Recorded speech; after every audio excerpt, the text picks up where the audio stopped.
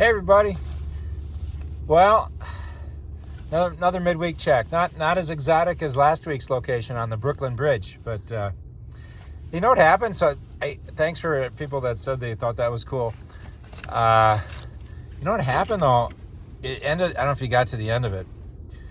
But I was walking. I had a regular chat with the Brooklyn Bridge in the background, and then I turned and walked so you'd see what I was seeing toward the Brooklyn Bridge.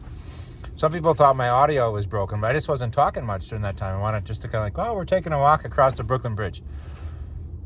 And then when I was getting close to those big towers that I consider like an outdoor cathedral, those Gothic arches, then I wanted to turn around again and face the camera so the cables were going up high toward the peaks of the Gothic arches of the bridge.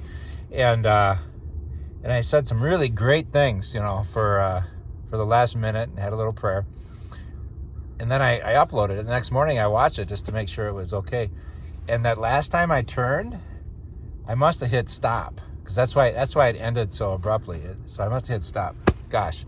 So I felt like that was a missed opportunity. But anyway, regrets, I've had a few. But then again, too few to mention. That's one of them. So today, you can probably tell where I am, right at the confluence. I wanted to be near the waters. I have to hustle a little bit today. We have our staff meetings are at 1 o'clock, and if I can get the chat done before 1, that loosens up the day. After 1, I have a friend from Wausau that might be coming by around 3 o'clock. So our second grade parents come to church tonight to hear a little bit about Eucharist from me, and hopefully have a discussion with me about the importance of Eucharist in their lives, in my life. I remember my mom always said when people would leave the church, she'd say, "Don't they miss the Mass?" And I guess the answer to that is no, when people do it. And sometimes I know Mass is probably long and boring, but for some people, but to have that hunger for the bread of life, it's a beautiful thing to desire and to cultivate in our lives, to have that hunger. It's like beneath all the pain, all the joy, all the things that divide us, all the squabbling, and there's Jesus who gives himself to us, and we can receive that in that holy moment and feel certainly his presence in us, but also I hope that our togetherness in that on some level we know that all these things that divide us are superficial compared to the life of God in us and around us that unites us. Yeah, working out that unity. We just had an inauguration, so a lot of those divisions are coming to the surface again. I might mention some of those things toward the end, but to stay grounded in God, who's we're all God's children.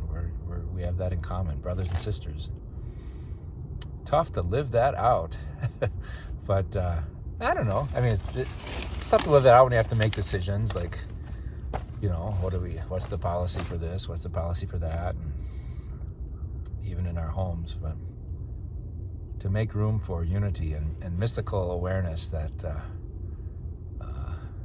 there's a deeper unity than just what we do and what we think about different issues. So it's rooted in compassion and love, and sometimes people disagree about what's most compassionate, what's most loving. Sometimes people disagree about whether we need to be compassionate and loving, and I guess Christians hopefully are united in that we do. But anyway, so I got some stuff. I got a whole bunch of Parish news today, and then some things on hope. Before I forget, when you come to church, I actually was up last weekend already. See that? That's the logo. That's the international logo. It's not just like a St. James thing or a local graphic artist came up with that, but it's the international logo for this year's Jubilee year, right? So we'll get some, I think because it's Catholic Schools Week this week, we won't stuff the bulletin maybe, or maybe we will, but in the coming weeks you'll get an insert that answers all kinds of questions. Well, what's a jubilee? Why do we do it? What's an indulgence? 'Cause some that gets associated with jubilee years. It has to do with mercy and forgiveness and a spirit of renewal. Jubilee in itself is every 50 years, biblically, they would let the land rest, and they'd also let hostilities rest and debts rest. They'd forgive debts of people and kind of start over.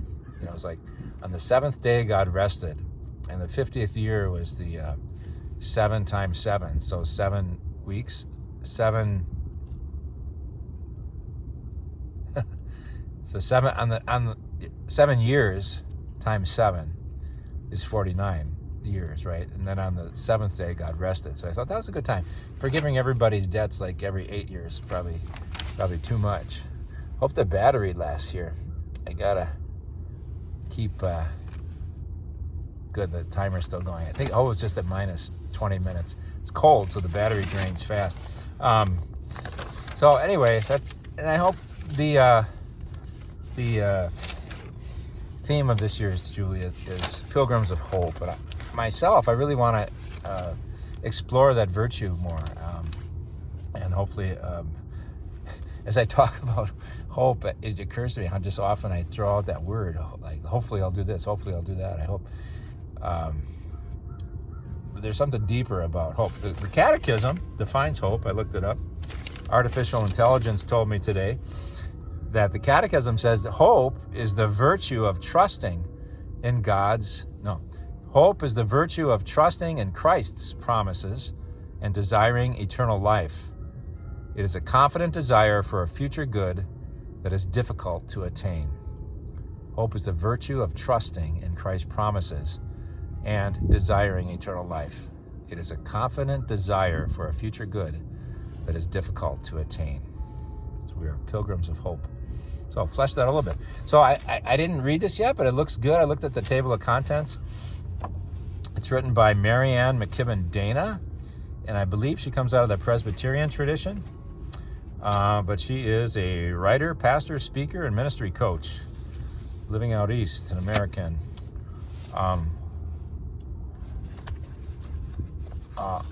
And always, maybe people won't like it, and then we can discuss why, and that's good too. But what hope is not, what hope is. Hope lives in the body. Hope travels in story. The practice of hope. Hope beyond hope. So, I think the week of either the March 25th or March 27th, maybe we'll do this book for our book club, okay? So if you're interested in getting that, maybe you need to know the date. I'll get that out this week. So maybe you'll be gone a certain day and you won't be able to make it, but that's the book, okay? Okay, let's do some parish news. This weekend, KC breakfast, 8:30 to 11:30. People like it. Whenever I walk by and say, how's breakfast? Everyone's like, good. So, it's quiet when everyone's eating the KC breakfast because they're enjoying their food. Also, thanks KC, Lifesavers Weekend. So today is actually June 22nd is that anniversary of the Roe versus Wade. And of course, there's been some jostling since that was reversed in a country. Some states abortion's legal, some states it's not.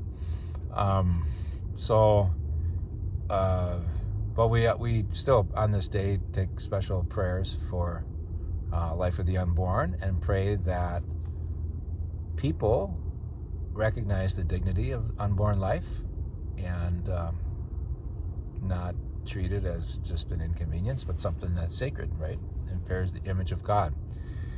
And, and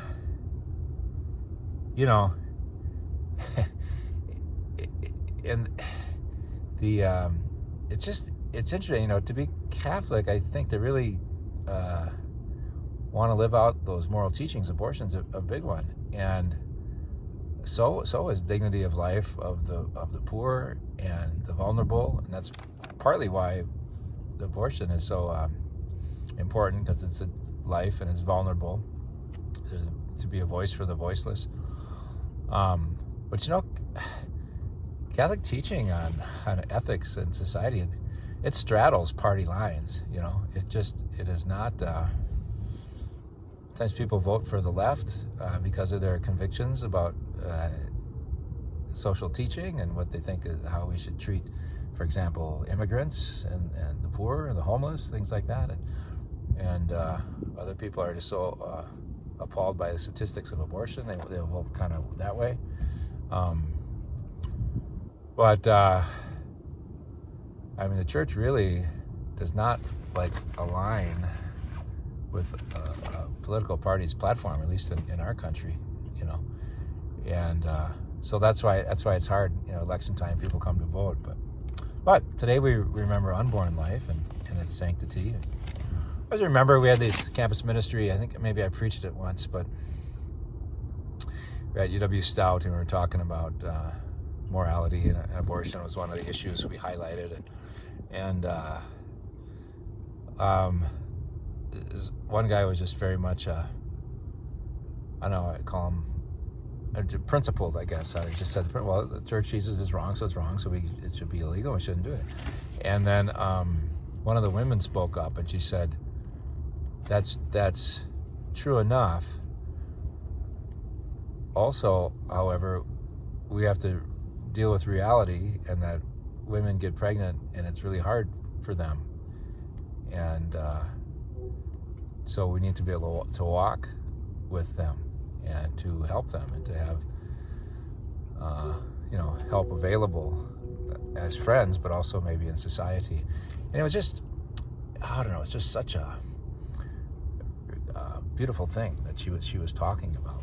I think she ended up by saying, we just got to realize we're all in this together. We got to support one another. And that's what I like to hear. That's we have our teachings and we have to live them out with compassion. It's not just like a cudgel to force someone's behavior. So what else? Catholic Campaign for Human Development. So sometimes people on the right, they like the collection for Wisconsin Right to Life, but they don't necessarily like the connection to, I don't know why, because it seems like it's a good thing. For Catholic Campaign for Human Development is to help people lift themselves out of poverty. It's not a charity, it's more of a grant. People apply for grants from the United States Conference of Catholic Bishops.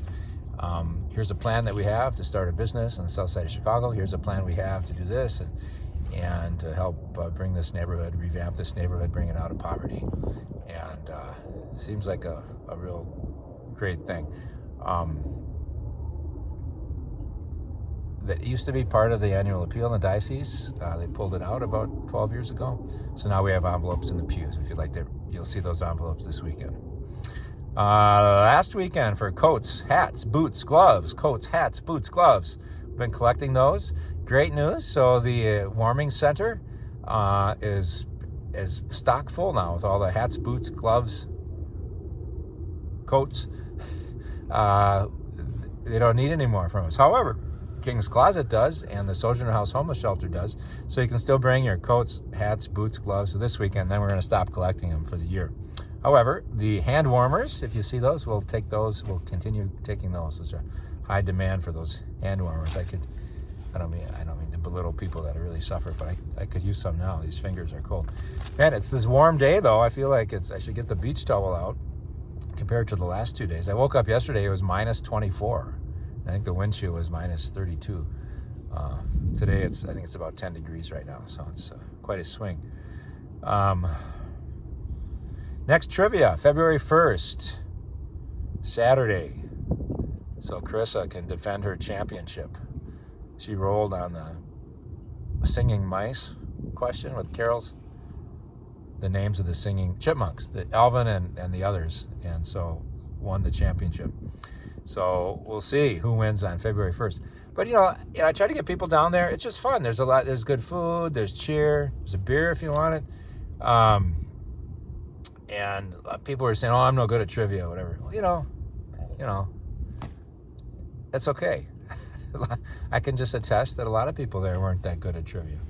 And it's all right. Same thing with the pool tournament. So we got February 1st. February 2nd is the pool tournament. And, come on over. We to really make it a great celebration, we need at least 9 people, I think. And so I hope some of our pool aficionados can show up again. Tyler's got a mean stick, and Al. And others, come for the fellowship and the fun, and that's great too. So we try to divide it. We have teams of 3, so it's not individual achievement. And simple games of 8-ball, scratches. We have ball in hand to keep the games moving. And, I like to win as much as the next guy, but it's mostly for fun. Speaking of which, the Notre Dame football game. So I traveled to Wausau to watch it. I was on the fence the whole time. These great people I wanted to watch the game with here in Eau Claire, but I thought, how often is Notre Dame going to play for the national championship while Mom is still alive? Probably not again. Maybe next year. I don't know. And she's a big Notre Dame football fan. She also has dementia. But she seems excited about Notre Dame football still. So anyway, I decided to go out there. We went for dinner. She has a Notre Dame hoodie. I had a Notre Dame hoodie. We put them on. Maybe you saw it on a Facebook picture or something. But it's a nice picture. It'll be a nice memory. And unfortunately, then she started getting, right before the game, she was excited, got the game on TV. She started getting kind of obsessed about it's cold out. Her memory's getting a little better. I think in the old days, not in the old days, but not so long ago when her memory was knocked back from the strokes, she would be oblivious to the weather. But she knew it was cold, and she said, "You better go." And I'm like, "Well, Mom, I traveled all the way here to watch the game with you. It's okay." And she goes, "No, I know, but you better go." And I'm like, "Well, it's okay. I'll stay till half, then I'll go." Anyway, she wouldn't let it go. And it started feeling like she was like getting stressed out. So I thought, I suppose I should go. It was still fun, pregame, and it wasn't like it'd be a waste of time. And if it was, then who cares? And then my cousin Marla showed up, and that was good because that got Mom in hospitality mode and started talking to her, and she kind of forgot about time you got to go because it's so cold.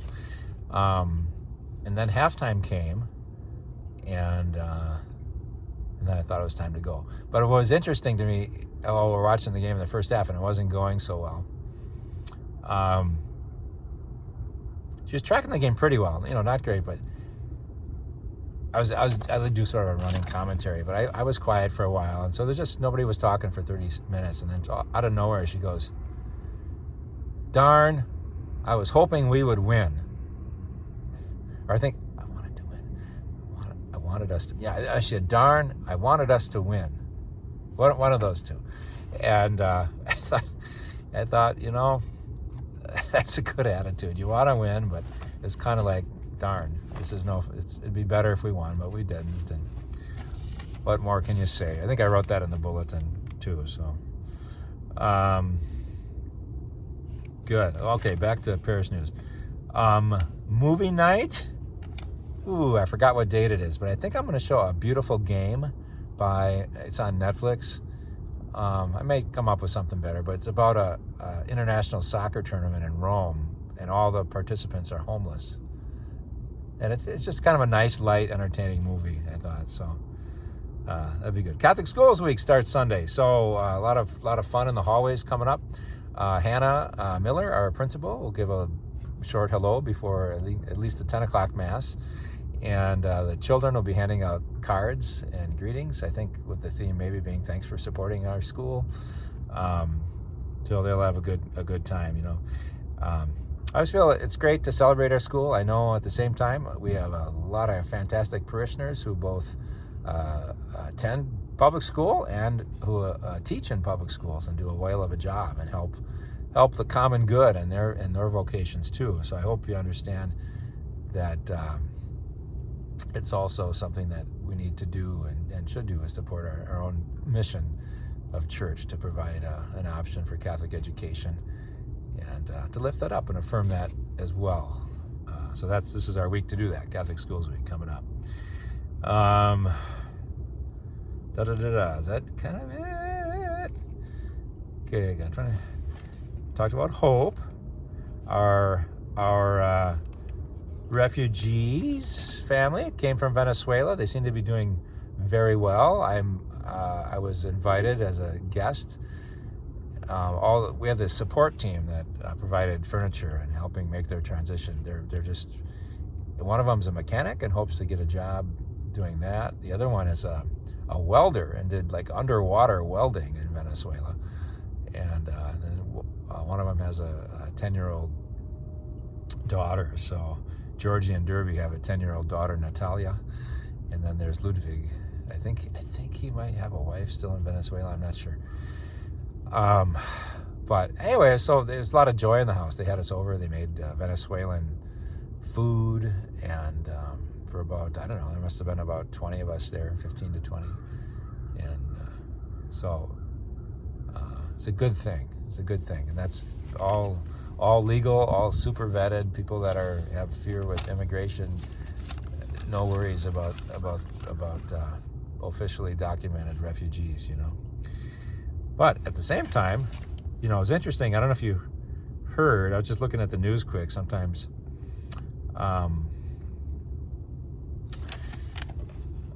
something catches my eye. And I guess there was an Episcopalian bishop who gave a sermon at the National Prayer on Inauguration Day or the day before, and kind of was provocative, you know. So the new president, Trump, is pretty well known for wanting to be tougher on immigrants, right? And I don't want to speak out of too much ignorance, but anyway, her sermon talked about the need to show mercy to immigrants and to LGBTQ people. It said, you know, Republican families have LGBTQ members sometimes, as Democrats do, and they're there, and to be merciful and try to be understanding. So sometimes speaking truth to power, for me, that would take a lot of courage. So I admire her courage. Other people seem to get energized by, you know, being provocative. So I don't know if it took her courage or not, but she gave a forthright sermon, right, with President in the front row, knowing that it would not reinforce his own beliefs about what's important and how he should do things. And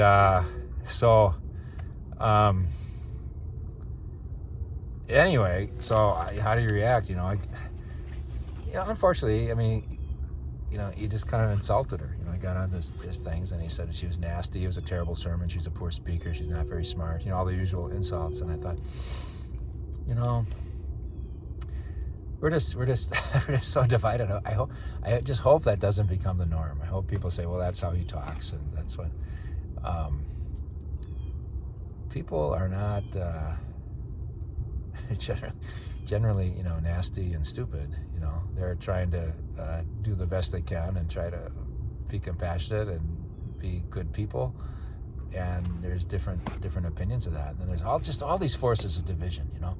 But, you know, one thing I thought was great. So the ceasefire in Gaza, hope that holds, and a lot of joy in the streets of Gaza right now. People are returning to their homes, what's left of them, but they can have freedom of movement and without fearing that a bomb's going to come or a sniper's going to kill them. And so a lot of joy in Gaza right now from the reports that I've read, even amid the ruins. And by all reports, it was a cooperative thing with Biden and Trump. That the Biden team did a lot of the negotiations, and Trump made some, you know, made it known that he wanted that ceasefire to happen right away, or there'd be consequences, and it happened. And I think in the immediate aftermath, they actually shook hands over it. I think I saw a picture, like, you know, we cooperated, and it was just really a happy day. But then right away, you know, the media and the talk shows, well, who should get the credit? Well, they just kind of shared credit. And then they you know, so then, of course, it's, well, Biden should get the credit, or Trump should get the credit. And then right away, there's all this division and fighting. And it's just like, God darn it.